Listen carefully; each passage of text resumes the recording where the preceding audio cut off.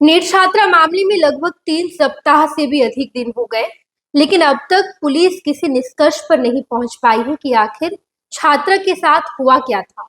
कल छात्रा के परिजनों को डीजीपी ने अपने घर बुलाया और घर बुलाकर ये कहा कि आपकी बेटी के साथ कोई गलत काम नहीं हुआ था, आपकी बेटी ने अपनी जान खुद ली है। एफएसएल रिपोर्ट सामने आ गए, पोस्टमार्टम रिपोर्ट सामने आ गया, यहाँ तक कि जिस नर्स के पास सबसे पहले ये मामला गया था, उस नर्स ने भी बता दिया कि बच्चे के साथ आखिर हुआ क्या था। बच्ची जिस हालत में लाई गई थी, उस वक्त उसकी हालत कैसी थी, जिसे देखकर ये साफ तौर पर पता चल रहा था कि उसके साथ कुछ गलत काम हुआ है। यहाँ तक कि जिस डॉक्टर ने बच्ची को सबसे पहले देखा, उसने कहा कि इसके साथ जबरदस्ती गंदा काम किया गया है और इसने शायद अबॉर्शन की गोलियां भी खाई है। और वहां जितने स्टाफ मेंबर मौजूद थे सब हैरान रह गए। लेकिन अब आप देखिए कि जब मामला सामने आया है तो इस पर लीपापोती की जा रही है। एक एक डॉक्टर का बयान विपरीत हो गया।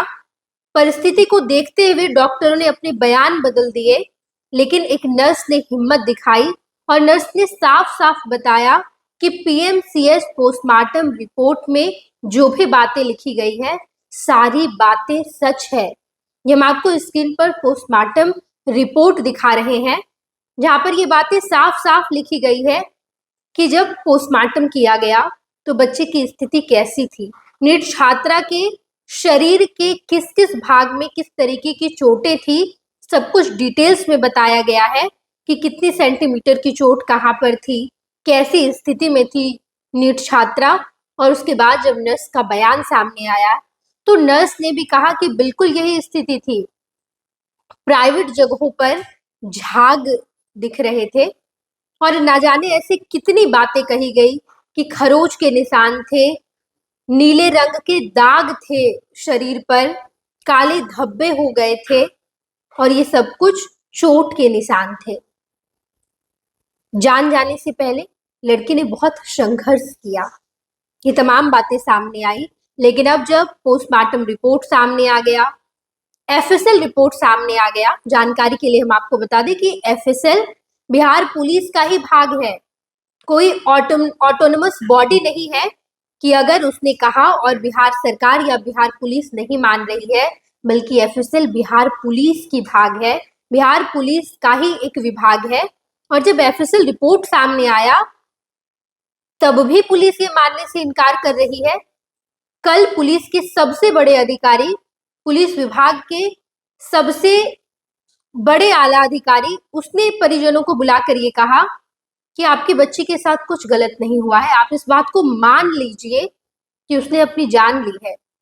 पुलिस के सामने एफएसएल रिपोर्ट गलत हो गई, पुलिस के सामने पोस्टमार्टम रिपोर्ट गलत हो गई।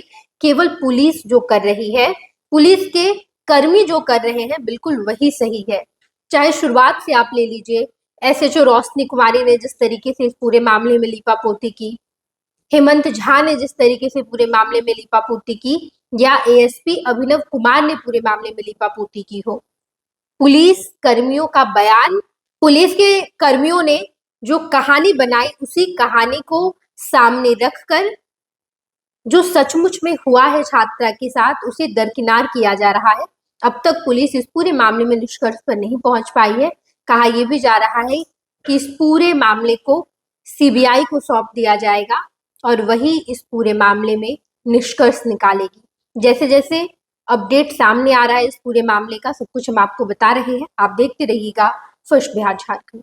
वर्ल्ड क्लास सर्जरी सेवाओं के लिए नेताजी सुभाष मेडिकल कॉलेज एवं हॉस्पिटल में न्यूरोलॉजी, आधुनिक माइक्रोस्कोप से विभिन्न तरह के ब्रेन एवं स्पाइन की सर्जरी, यूरोलॉजी, लेजर और लैप्रोस्कोपी जैसे अत्याधुनिक इक्विपमेंट से यूरोलॉजी से संबंधित सभी प्रकार के उपचार, प्लास्टिक सर्जरी, कोई कठिन घाव या विकृति, facial, nose job, laser surgery एवं सभी तरह की cosmetic surgeries. NSMCH, Amhara, Bihta, Patna. Ayushman Bharat के तहत निशुल्क surgery Netaji Subhash medical college एवं हॉस्पिटल में जनरल सर्जरी, नेत्र surgery, ENT surgery, ortho surgery, प्रसूति एवं स्त्री रोग सर्जरी की सुविधा आयुष्मान भारत के तहत उपलब्ध है। साथ ही बीमा कंपनी के द्वारा इलाज की सुविधा। NSMCH, अम्हारा, बिहटा, पटना।